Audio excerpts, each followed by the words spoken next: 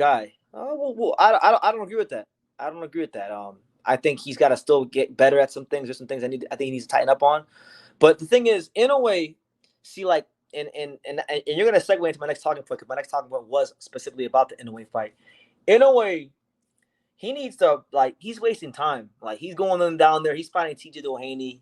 He's already said he's gonna stay at 122 longer. So I'm thinking he's gonna fight TJ Doheny. He's gonna fight Sam Goodman.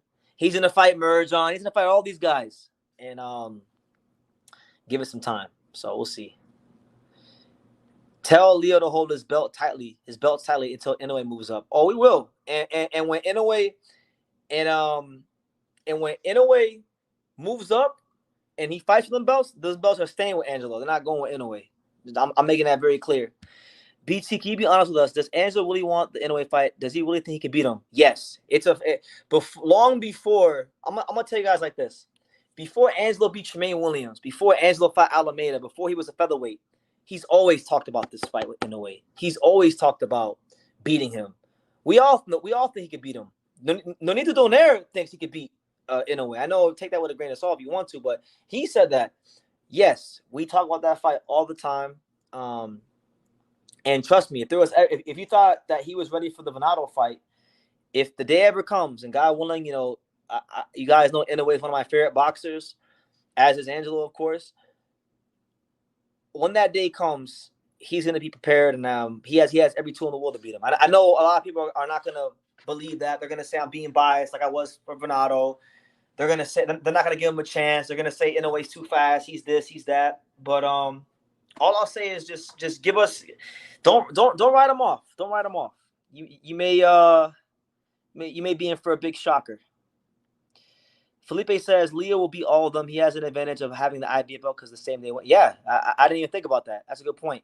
Like Venado, that worked against Venado. Venado had to do the same day weigh-in, and he was feeling that weight cut, and he was feeling the altitude, and he was feeling Angelo on top of him. So it was a sad state of affairs for Venado. But yeah, to get back to the comment about does he really think he could beat Inoue? Yes. Why wouldn't he think that? Angelo Leo is quite possibly, no, he is. They know quite possibly he is the hardest working fighter I've ever been around.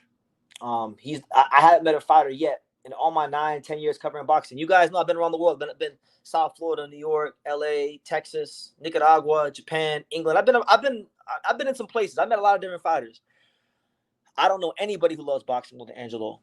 I don't know anybody who and I'm not saying Inoue don't work hard. Inoue is a great fighter. He is who he is for a reason. But of course, he thinks he could beat Inoue. And I know the day that contract gets signed, nobody will give him a chance. I know I'm going to get a bunch of comments from people not saying that he's not that good and Inoue is going to beat him in 3 rounds. And I just hope when that doesn't happen and Angelo walks out with the belts and Inoue has an L on his record, that you guys don't call him a hype job like you called Venado a hype job. Please give him his respect, But sticking in a way, because you guys mentioned it, there's a lot to discuss and unpack with this because I think there's a lot of confusion about what the plan is for Inoue. And I had the opportunity to interview Bob Arum about a month and a half ago, and I asked him, what's the plan with the featherweights in Inoue? And here's what he said. The plan is to see at the end of the year who the champions are in featherweight, and then line them up to fight Inoue. Okay. Why would they fight each other in a match that wouldn't involve that much money when they can fight Inoue probably in Japan for 3 or 4 times the money? Correct. Maybe the line I thought would have been like, so there could be like just one established guy, But that's only one fight. That's only one guy getting the reward for fighting Inoue. Correct. This way it'll be 2 or 3 guys getting the reward. Yeah, and we don't know how dominant Inoue is going to be stepping up another weight class. So there you have it. Bob Arum is pretty much telling you guys, and if you guys are looking for featherweight unification. Like, look, I want featherweight unification. I want it to be clear. I made that clear. I know Angelo wants featherweight unification, but if Bob follows through on what he says, it don't sound like any of these guys are going to unify. He's telling y'all they're not going to fight each other because why have one guy fight Inoue when we could have all the guys fight Inoue? And I get what he's saying. I didn't think of Bob as such a charitable guy. You know, I would have thought that they would have wanted to have one established guy at the weight, but I guess not. So if that's the case, then, you know, we might not get featherweight unification. You know, we may have to wait. So I guess it may just come down to who the hell is actually going to have the best performances. If they're not going to fight each other, then it'll come down to who has the best performances. But somebody asked me, like, what do I think about Angelo versus Inoue and whatnot. Here, look, I don't know if you guys seen this. I did an interview with Nonito Donaire back in December because he sparred Angelo. Angelo stopped him with a body shot in sparring. He even said it himself. He's the only guy to stop him in sparring with a body shot. And he's also fought Inoue. Angelo was one of Donaire's main sparring partners for the Inoue rematch. And, you know, he actually stopped Donaire in sparring that camp. And that's maybe that might have played a role in why he got blitzed the way he did in the rematch. But here's what Donaire had to say about Angelo versus Inoue.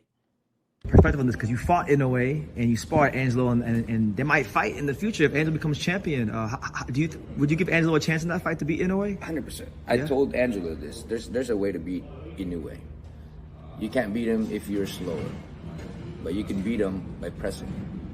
The thing is, Inoue got no. I don't want to say no, but he it's lessened when you because he has shorter arms. Okay. Right. So when you press him to the point where you're at his face, his power is diminished greatly because you can smother him. Smothered. Mm-hmm. But because you get a guy who's wide, he's gonna smother him like that, and that's why Inoue, as he goes up in weight, he's gonna need to box even more, because if you have a guy who just smother your punches, it's gonna be very difficult for him. And I think Angelo can make it a very, very tough fight for him. That's what I mean. Yeah. Okay. I think the same thing, but a lot of times, like the Inoue fan base on YouTube, they say he has no chance. So there you have it. He gave his assessment of the fight. I agree with some of it. I think when Inoue does have to come to 126. See, the thing is, and I think people don't really think about this because they just look at what Inoue is doing to Stephen Fulton and Neri and these kind of guys. And they think that he's going to come to 126 and start whacking dudes at 26. And he's not going to do that at 26. He's going to have to box more, especially if he starts boxing a guy like an Angelo that can smother your punches. And even if it's not Angelo, if it's anybody that has the ability to smother his punches, that is bigger, that can put their weight and size on them at all, he's going to have problems. And he's going to have to box more. So the Inoue that you're seeing, that you're putting on this pedestal with this God complex, he's gonna be a little bit different at featherweight. Even if he's winning, it's gonna look a little different. I actually think that, let's just say if Inoue does beat up everybody at featherweight, I just think it's gonna look a little different. And I think he's gonna have some fights where he shows vulnerabilities, and you're gonna get people saying, I think people are gonna be saying that he got exposed when he loses a couple rounds. Like, there's gonna be fights like that for him. So just remember I told you this. But it's a great fight. I get Angelo wants a big payday. He even proved my doubts wrong. However, I don't think Angelo has a style to beat Inoue. I don't even want to get into the style breakdown because you know, I know the Japanese watch this channel, even though there's only 24 people here. They may come and they may start stealing some of the things I'm saying. But he says it's a dangerous fight. As a friend, I think you need to be more aware. If the fight gets made, Angelo needs to prepare accordingly, even more than what he put in for Venado. Oh, trust me, you have not.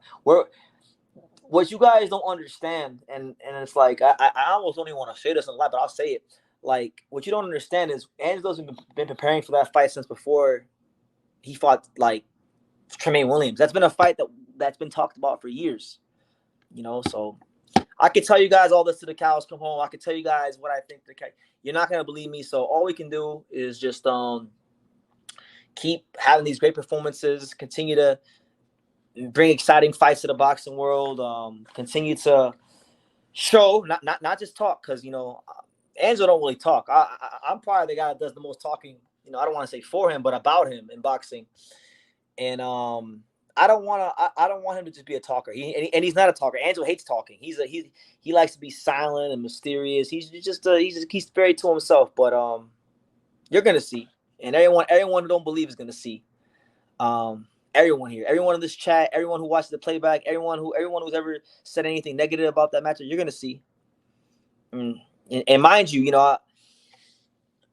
I'm not putting Inoue down, so don't take this as me putting him down. But I don't think Inoue is as durable of a fighter as Venado Lopez. I don't think that he can withstand getting hit as many times as Venado Lopez did against Angelo. Look at Inoue when he fought Neri, got dropped. The one time, like one of the few times Neri hit him flush, he got dropped.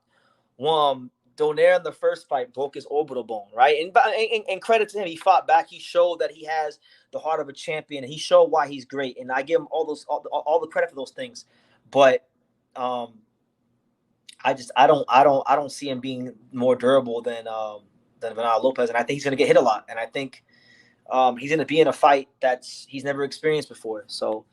Again, I don't want to run my mouth. I'll let Angelo run his mouth. I'll play you guys a clip. When I've asked Angelo about this fight several times, here's what he said. Because now you're kind of on that path now. You ranked, you get a title shot, you win. All of a sudden, you may get that fight down the road. Yeah, that's a fight we want. We know Inoue he's a pound for pound, one of the best in the world, and what better way to sell my career with a fight over Inoue? Yeah. How do you feel like stylistically you guys would match up? I think it'd be a very competitive fight. Of course, I think I'll come out with the victory, but it's gonna be a very fun fight, definitely. Yeah. Because me and your dad were talking earlier. The Japanese fighters, they're very they can be very textbook at times, and you kind of have that old school Mexican style where your punches come from weird angles. So you feel like maybe that could give Inoue problems? Yeah, definitely. Like they say, styles make fights. I think I got the style to give him a lot of trouble. Okay. There you go. And here's what he said when I interviewed him like 2 months later about Inoue. I love it, and that's what I'm here for. To challenge myself. I know Inoue, he's probably one of the top 3 pound for pound fighters in the world right now, depending on who you ask.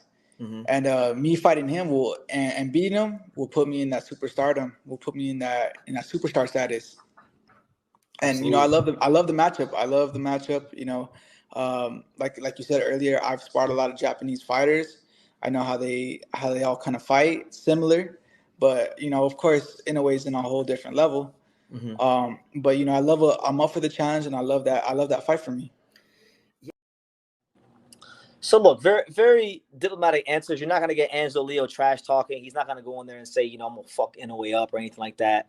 All we can do, look, I can tell you guys as many times as I want. I know a lot of you guys aren't gonna believe until it happens. So all I'll say is this: we're just gonna keep beating whoever the top rank puts in front of us, and when Inoue wants to come up, he comes up. Now, the question is, when the hell is Inoue gonna come up? Because let me see where I have it. Inoue, right? Your guys' boy Inoue. He's made it clear. He made it clear right here. He said, "I will stay at 122 for 2 more years." So, and this was back in last month. So if he stays at 122 for 2 more years, we're talking about he's not coming up to 122 at 126 until 2026. So a lot can happen from now till then.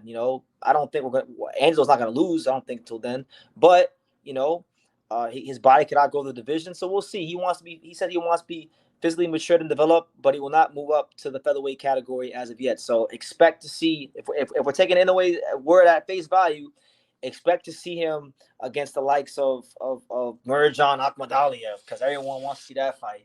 Expect to see him against Sam Goodman and all these guys, and fights where he's going to be like a 25-1 favorite. These are the kind of fights that he's telling you guys up front he's going to give you. So let's not be surprised when it happens. The only way I think he would expedite or speed up his move to featherweight is if Bruce Carrington gets the title, which I think Top Rank is trying to make happen. Bruce Carrington's fighting Suleiman Sagawa next month, and he's a #1 WBA contender. I think in 2025, Bruce Carrington probably winds up fighting Nick Ball, and then they go ahead and if he wins the title, that I think would be the fight where Inoue would move up, because it'd be a fight where I think stylistically it could go very well for him. I think it does bode well for him just because of the experience factor and the style in which Shushu fights, I think would favor him. But I think I think I'm going to take him at his word. I'm going to take him in a way. If he's saying he's not moving up for 2 more years until 2026, then shit, he moving up until 2026. So who knows, man? Maybe he saw the Venado Lopez knockout and he said, "Hell no, I don't need none of that. Let me stay here and fight Merjan." Because he's seen what Angelo. I'm sure he's heard about what Angelo did to Merjan in sparring in the infamous sparring session. But no, all jokes aside, last thing I'll say about Angelo and Inoue and this Angelo in general, because I'm going to talk about Venado Lopez now, and we're an hour in already. So shout out to you guys that are here with me. All I'll say is this: all we can do is continue to get better, continue to study, continue to sharpen the blade, and become such an exciting attraction in boxing to the point where you guys, the fans, want to see Angelo Leo fight Inoue. You know, we don't want to just have it handed to us. We like to earn it. So if Bob Arum and Top Rank and the fine folks allow, because you guys heard what Bob said. He said he don't want to make these unification fights happen. But if Bob Arum and Top Rank and the fine folks allow Angelo to fight, you know, the guys like Espinoza, Nick Ball, Ray Vargas, and prove that he is the best in the division while Inoue is down there 122, then you guys will see that everything I'm saying is nothing but the stone cold truth. So I'll leave it at that. I will leave it at that. Inoue is not moving up to 126, and he put the cherry picking him. Yeah, you know, honestly, look, I don't want to put him down because I love Inoue. Inoue is one of my favorite fighters. You know, for Christ's sakes, I went to the Japan myself, went to his gym to try to interview him. So that'll tell you how much I love the guy. And I've covered him for a long time before a lot of people cared about him. But yeah, that is kind of how I see it. I see him staying at 122 as just him cherry picking. Look, I understand what he said and I get it, but like, you're gonna sit there and fight Merjan and these guys? Like, come on, man, Merjan. Like, you gonna fight Elijah Pierce? I mean, because at some point, if Elijah Pierce keeps winning and whatnot, I'm going to want him to fight Elijah Pierce. You're going to fight Elijah Pierce? I mean, I wouldn't mind that fight, but I know, like, boxing fans don't want to see him fight Elijah Pierce. So I'm just saying, like, what fights at 122? And you guys tell me, because, you know, I'm not the smartest guy in the world. You know, unfortunately, I am a product of the Broward County public education system. So sometimes I can be slow. You guys tell me, where at 122 are the intriguing, riveting fights for Naoya Inoue? Because he's already conquered the division. Wait, is he going to go to Telford and fight Liam Davies? Is he going to fight John Rio Casimiro? That, you know, because that's still a big fight, even though, you know, Casimiro's past it. Is he going to fight Aaron Alameda, who Angelo already beat? Who's he going to fight? What are the fights? Tell me. I'm not that smart. Tell me, what are the fights at 122? You know, I really think he's wasting time. You know, that's just how I feel. But, you know, he has a plan. I you know, respect to him. I hope he comes. I want him to win. I want him to be the best Inoue possible, so that when Angelo beats him, we get all the credit in the world. Inoue for me is too fast and too slick, in my opinion. But we'll see how are you doing, bro? I'm doing good. I'm doing exceptional. Life is good. I'm healthy. I'm blessed. I finally ended the drought. 50 days without a live, because 35 of those days I was in camp with Angelo. But it's good to be here, man. It's good to be seen. I think he's going to knock him out like Marquez Pacquiao at that time. That's just what I think. You guys, do you guys honestly want to know what I think about Angelo Inoue, how I think it's gonna go? If you've never seen this fight, please go watch it. I think Angelo versus Inoue is gonna be like this fight right here. Where is it? This fight right here. I feel like Angelo versus Inoue is gonna be like Ricardo Lopez versus Inoue's promoter, Hideki Ohashi.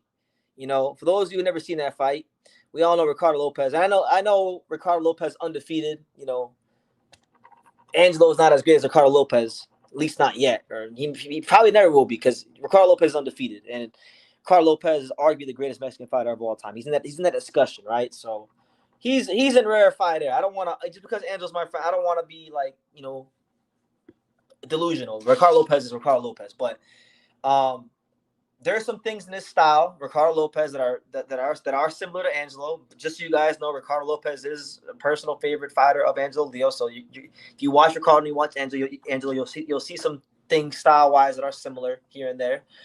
And Hideki Ohashi, obviously he's not, Angelo's not as good as Ricardo Lopez, and Inoue is way better than Hideki Ohashi ever could have dreamed of being. But style wise, there's similarities for both fighters in the comparisons, and I just think that I don't think Angelo's gonna stop Inoue in no 5 rounds, but it's gonna be a different fight. It's gonna be like this fight right here. He'll get him out of there, but it ain't gonna be no 5 rounds. But it is what it is. That's all I have to say about Angelo. Let's talk about Venado, because it's not all about Angelo. Venado Lopez was the champion. We give him respect. We give Venado Lopez and his team the utmost respect, because without their team being men of their words, there wouldn't have been a